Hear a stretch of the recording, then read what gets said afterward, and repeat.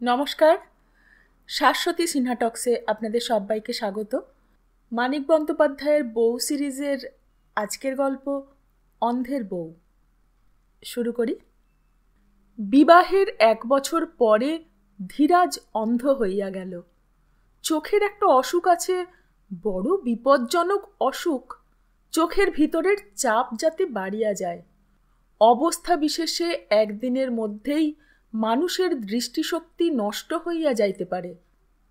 আগের দিনটা ছিল বিবাহের বার্ষিক তিথি। রাত্রিটা দুজনে জাগিয়া কাটাইয়া দিয়াছিল। সারা রাত কয়েক মিনিটের জন্যও চোখ না বুজিয়া প্রতিদিন সকালে একেবারে সূর্যের মুখ না দেখিলেও রাত জাগাটা তাদের অবশ্য বেশ অভ্যস্ত হইয়া আসিয়াছিল। বিবাহের প্রথম বছরে রাত 2টোর আগে ফিসফিসানি শেষ হওয়াটা সাধারণ স্বামী স্ত্রীর পক্ষেও স্বাভাবিক নয়।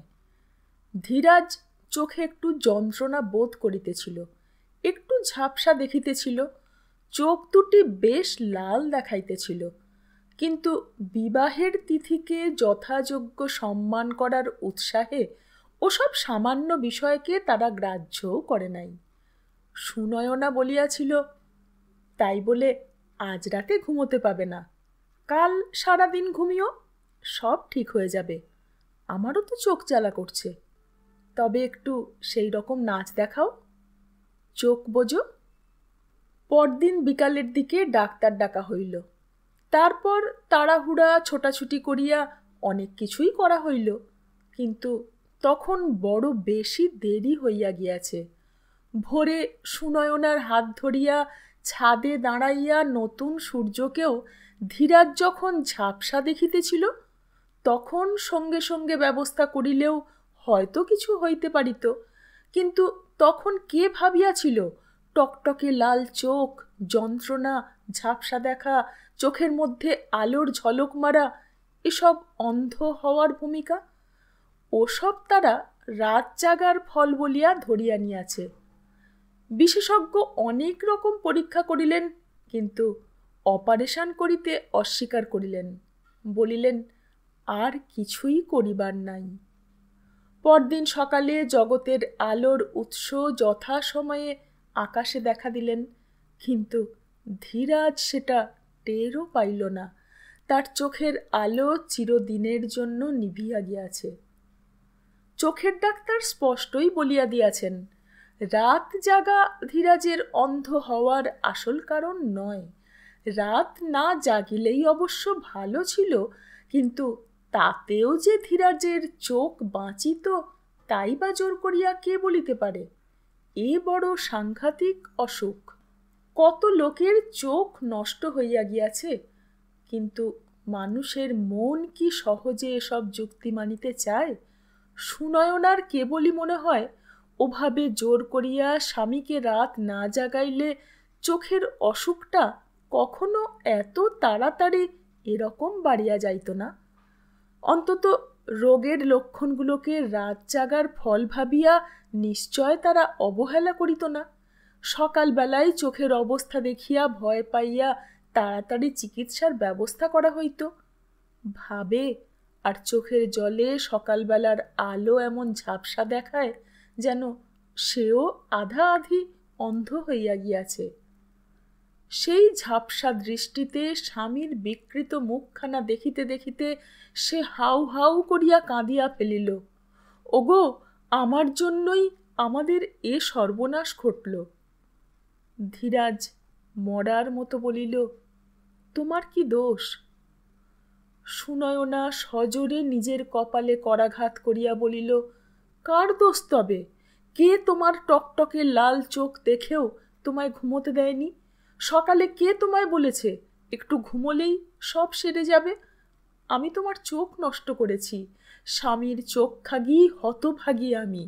আমার মরণ নেই, আমিও অন্ধ হয়ে যাব, নিজের চোখ উপড়ে ফেলব। যদি না উপড়ে ফেলি, মা কালীর দিব্যি করে বলছি। চুপ, ওসব বলতে নেই। ধীরাজ ব্যস্ত হইয়া সুনয়নার একখানা হাত হাতড়াইয়া খুঁজিতে আরম্ভ করায় সুনয়না হঠাৎ শিহরিয়া অস্ফুট আর্তনাদ করিয়া উঠিল। ধীরাজের কাকা অন্ধ। প্রথম এ বাড়িতে আসিয়া তাকে প্রণাম করার পর এমনিভাবে আন্দাজে তার গায়ে মাথায় শীর্ণ হাত বুলাইয়া কাকা তাকে অভ্যর্থনা আর আশীর্বাদ জানাইয়াছিলেন। কি খুঁজছ, কি খুঁজছ তুমি? তোমার হাত কই? এই যে।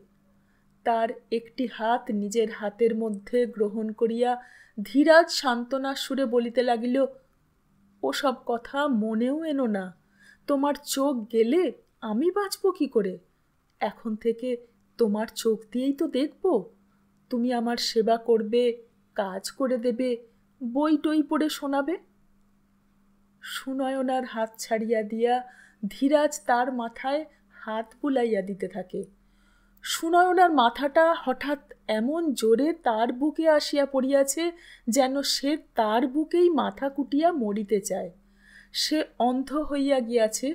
সান্ত্বনা আর সাহস পাওয়ার বদলে সে নিজেই অপরজনকে বুঝাইয়া আদর করিয়া শান্ত করিতেছে। এটা দুজনের কারো কাছে খাপছাড়া মনে হইল না। ভালোবাসার এই অন্ধ ব্যাকুলতার মতো দুর্ভাগ্যের ভালো ওষুধ জগতে আর কি আছে? ধীরাজ বেশি ব্যাকুল হয় নাই। কতকটা বজ্রাহত মানুষের মতো সে বিছানায় পড়িয়া আছে। মুখে বেশি কথা নাই, অদৃষ্টকে ধিক্কার দেওয়া নাই। কি পাপে তার এমন শাস্তি জুটিল ঈশ্বরের কাছে সে কৈফিয়ত দাবি করা নাই। লোভী শিশুর মতো সকলের সহানুভূতি গিলিবার অধীর আগ্রহও নাই। এখনও সে যেন নিঃসন্দেহে বিশ্বাস করিয়া উঠিতে পারে নাই চিরদিনের জন্য সে অন্ধ হইয়া গিয়াছে। মনের তলে এখনো যেন তার একটা যুক্তিহীন অন্ধ আশা জাগিয়া আছে, হয়তো সব ঠিক হইয়া যাইতে পারে। ইতিমধ্যেই সুনয়নাকে সে বলিয়াছে, তাছাড়া কি জানো, কিছুদিন পরে হয়তো একটু একটু দেখতে পাবো। ভালো দেখতে পাবো না বটে, চশমা টশমা নিয়ে হয়তো ধোঁয়াটে ঝাপসা মতো কাছের জিনিস শুধু দেখতে পাবো। তবু দেখতে পাবো তো। খুব বড় একজন স্পেশালিস্টের কাছে যেতে হবে।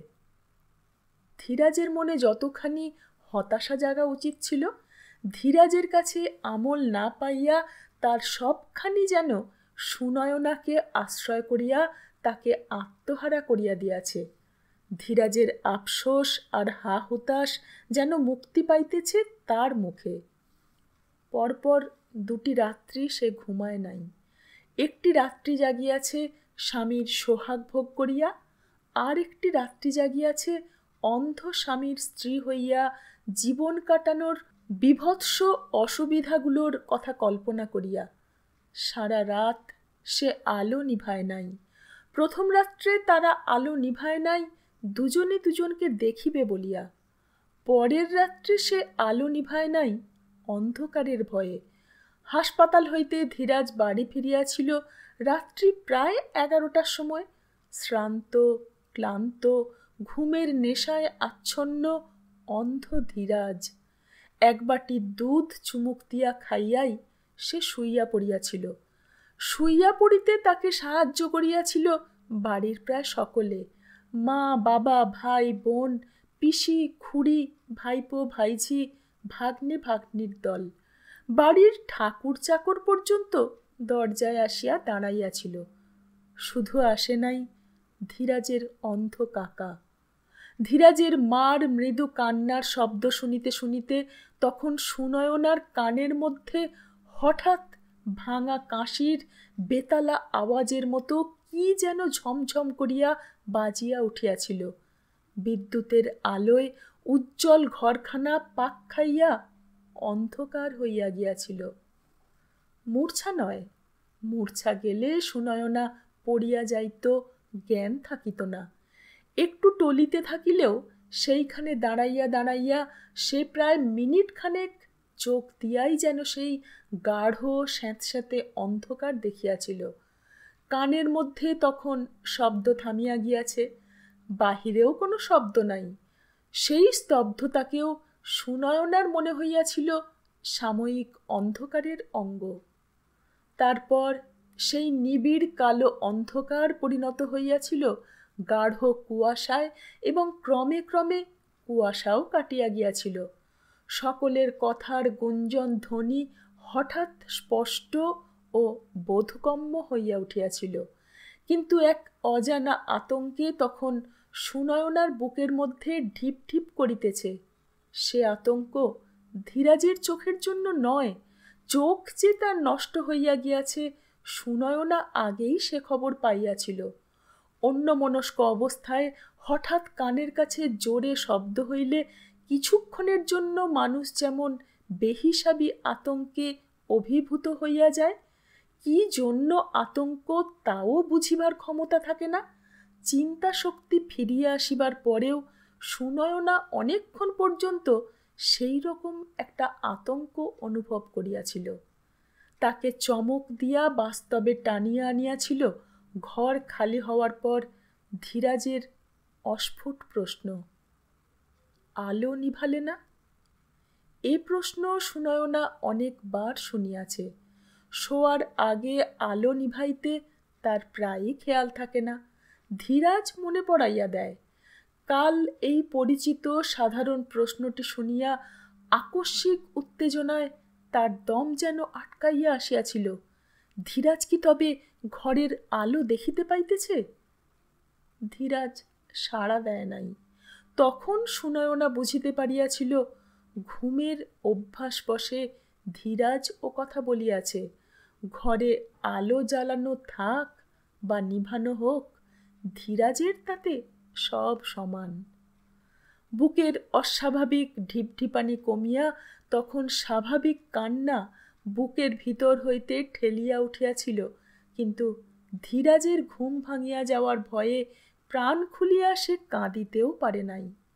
তারপর কখনো সন্তর্পণে বিছানায় উঠিয়া কিছুক্ষণ শুইয়া থাকিয়া আবার নামিয়া আসিয়া, কখনো এক দৃষ্টিতে ঘুমন্ত স্বামীর মুখ দেখিয়া, কখনো জানালার শিক ধরিয়া পাশের বাড়ির উঠানে আবছা চাঁদের আলোয় চেনা জিনিসগুলোকে নূতন করিয়া চিনিবার চেষ্টা করিয়া, আর সমস্তক্ষণ আকাশ পাতাল ভাবিয়া সে রাত কাটাইয়াছে। ঘরের আলো নিভানোর কথা একবারও তার মনে পড়ে নাই। বেলা বাড়িলে কয়েকজন প্রতিবেশী দেখা করিতে এবং দুঃখ জানাইতে আসিলেন। আগে সুনয়না ঘর ছাড়িয়া চলিয়া যাইত।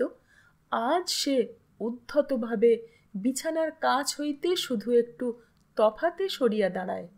এই সামান্য ব্যাপারে তার এমন বিরক্তি বোধহয় বলিবার নয়। সকলের সমবেদনার গাম্ভীর্যে বিকৃত মুখ দেখিয়া আর অর্থহীন ভদ্রতার মিঠা মিঠা কথা শুনিয়া গায়ে যেন তার আগুন ধরিয়া যাইতে থাকে। একজন অকাল বৃদ্ধ সবজান্তা ভদ্রলোক যখন অদ্ভুত একটা আফসোসের শব্দ করিয়া বলেন যে অ্যালোপ্যাথি না করিয়া হোমিওপ্যাথি করিলে হয়তো উপকার হইত, তখন বাঘিনীর মতো তার উপর ঝাঁপাইয়া পড়িয়া আঁচড়াইয়া কামড়াইয়া তাকে ঘরের বাহির করিয়া দেওয়ার ইচ্ছাটা দমন করা কাল রাত্রে কান্না চাপিয়া রাখার চেয়েও সুনয়নার কঠিন মনে হয়। হঠাৎ সে শুনিতে পাইল তার গলার আওয়াজে তারই মনের কথা কে যেন উচ্চারণ করিতেছে, আপনারা এখন আসুন, উনি একটু বিশ্রাম করবেন। সকলে আহত বিস্ময়ে তার এলোমেলো চুল, ক্লিষ্ট মুখ আর বিস্ফারিত চোখের দিকে তাকায়। ধীরাজ ভদ্রতার খাতিরে বিছানায় উঠিয়া বসিয়া বিনয়ের হাসি হাসিবার চেষ্টা করিতেছিল। তার মুখের হাসি মিলাইয়া যায়। সকলের আগে কথা বলেন অকাল বৃদ্ধ ভদ্রলোকটি, চলো হে চলো, আপিসের বেলা হলো। ধীরাজের ছোট ভাই বিরাজ সকলকে সঙ্গে করিয়া ঘরে আনিয়াছিল। সকলে চলিয়া গেলে সে বলিল, তুমি সকলকে তাড়িয়ে দিলে বৌদি? ধীরাজ ভর্ৎসনার সুরে বলিল, তোমার কি মাথা খারাপ হয়ে গেছে? সুনয়না উদ্ভ্রান্তভাবে বাঁ হাতের বুড়া আঙুল দিয়া নিজের কপালটা ঘষিতে থাকে, কথা বলে না। বিরাজ বছর 3 ডাক্তারি পড়িতেছে। সুনয়নার মূর্তি দেখিয়া এতক্ষণে তার খেয়াল হয় হয়তো তার অসুখ করিয়াছে। তোমার অসুখ করেছে নাকি বৌদি? সুনয়না মাথা নাড়িয়া ঘরের বাহিরে চলিয়া গেল। একটু পরেই বিরাজ গিয়া খবর দিল, দাদা ডাকছে বৌদি। ঘরে ফিরিয়া গিয়া ধীরাজের পরিবর্তন দেখিয়া সুনয়না স্তম্ভিত হইয়া গেল। কয়েক মিনিটের মধ্যে তার মুখখানা যন্ত্রণায় বিকৃত হইয়া গিয়াছে। ডান হাতে সে নিজের চুলগুলো সজোরে মুঠা করিয়া ধরিয়া আছে। সুনয়না সভয়ে জিজ্ঞাসা করিল, কি হয়েছে? ধীরাজ অস্বাভাবিক চাপা গলায় বলিল, তোমার অসুখ করেছে তো? আমি টের পাইনি। বিরাজ না বললে জানতেও পারতাম না। এবার থেকে তোমার অসুখ করবে, আর আমি না জেনে তোমায় খাটিয়ে মারব, বকব। ধীরাজ হঠাৎ যেন আর্তনাদ করিয়া উঠিল, ঠকাও ঠকাও, তুমিও আমায় ঠকাও। চোখে তো দেখতে পাই না, যা ইচ্ছা তাই বলে কচি ছেলের মতো ভোলাও। বলিয়া ধীরাজ কাঁদিতে আরম্ভ করিয়া দিল। আগের মতো শান্তভাবে ধীরাজ কথাগুলো বলিলে সুনয়না হয়তো তার পাশে বিছানায় আছড়াইয়া পড়িয়া কাঁদা কাটা আরম্ভ করিয়া দিত। স্বামীর ব্যাকুলতা আর কান্না দেখিয়া নিজেকে সে সংযত করিয়া ফেলিল। ধীরে ধীরে পাশে বসিয়া স্বামীর মাথাটি বুকে চাপিয়া ধরিয়া কয়েক ঘন্টা আগে ধীরাজ যেভাবে তার মাথায় হাত বুলাইয়া তাকে সান্ত্বনা দিয়াছিল, তেমনিভাবে এখন তার মাথায় হাত বুলাইয়া দিতে দিতে বলিল, ওরকম করো না, পাগল হয়েছ? তোমায় ঠকাবো? ঠাকুরপোর কি কাণ্ডজ্ঞান আছে? ভাবনায় চিন্তায় রাত জেগে মুখ একটু শুকনো দেখাচ্ছে, অমনি ঠাকুরপো ধরে নিল আমার অসুখ হয়েছে। অসুখ হলে তোমায় বলবো না? কিন্তু বিরাজ যে বলল তোমার নার্ভাস ব্রেকডাউনের উপক্রম হয়েছে। ঠাকুরপো তো মস্ত ডাক্তার। এমন সময় আসিলেন পিসিমা। সুনয়নার দিকে কেউ নজর দিতেছে না বলিয়া বিরাজ বোধহয় বাড়ির লোককে একটু খোঁচাইয়া দিয়াছিল।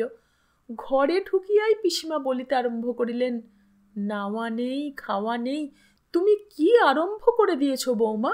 কাল থেকে উপোস দিচ্ছ এ স্ত্রী মানুষ। পিসিমার পিছনে পিছনে কাকিমাও আসিয়াছিলেন। তিনি তাড়াতাড়ি বলিলেন, আহা থাক থাক, এসো বৌমা, একটু কিছু খেয়ে নেবে, এসো। কাকিমা একটু গম্ভীর চুপচাপ মানুষ, কারো সঙ্গে বেশি মেলামেশা করেন না। এতদিন মানুষটাকে দেখিলেই সুনয়নার বড় মায়া হইত। মনে হইত, আহা 10-12 বছর বেচারি অন্ধ স্বামীকে নিয়া ঘর করিতেছে। আজ কাকিমার শান্ত কোমল মুখখানা দেখিয়া তার গভীর বিতৃষ্ণা বোধ হইতে লাগিল। আন্তরিক মমতা ভরা কথাগুলো শুনিয়া মনে হইতে লাগিল সুযোগ পাইয়া তাকে যেন ব্যঙ্গ করিতেছেন। পিসিমার মৃদু ভর্ৎসনার প্রতিবাদ করিয়া যেন ইঙ্গিতে বলিতেছেন, আহা থাক থাক, ওকে বকবেন না, ও এখন আমার দলের। একটু আগে সুনয়না হয়তো নিজেকে সামলাইতে না পারিয়া প্রতিবেশী ভদ্রলোকদের মতো গুরুজন দুজনকেও অপমান করিয়া বসিত, কিন্তু ধীরাজের আকস্মিক উদ্ভ্রান্ত ভাব তার সমস্ত সঙ্গত ও অসঙ্গত উচ্ছ্বাসের বাহির হওয়ার পথ তখনও বন্ধ করিয়া রাখিয়াছিল। একটু ঘোমটা টানিয়া দিয়া সে নীরবে কাকিমার সঙ্গে চলিয়া গেল। একবার ভাঙিয়া পড়িয়াই ধীরাজের ধৈর্য আর সংযম যেন নষ্ট হইয়া গেল। এতক্ষণে সে যেন টের পাইয়াছে তার চারদিকে যে অন্ধকার নামিয়া আসিয়াছে সেটা রাত্রির সাময়িক অন্ধকার নয়, ভাগ্যের চিরস্থায়ী বন্দোবস্ত। কখনো দুঃখে সে একেবারে মুষড়াইয়া পড়িতে লাগিল, কখনো অধীর হইয়া ছটফট করিতে লাগিল।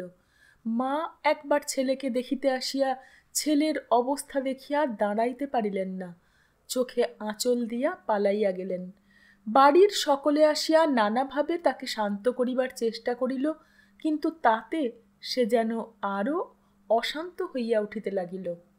সব কথার জবাবে গুমরাইয়া গুমরাইয়া কেবলই বলিতে লাগিল, অন্ধ হয়ে বেঁচে থেকে কি হবে, এর চেয়ে মরাই ভালো। ধৈর্য আর সংযম দেখা দিল সুনয়নার মধ্যে।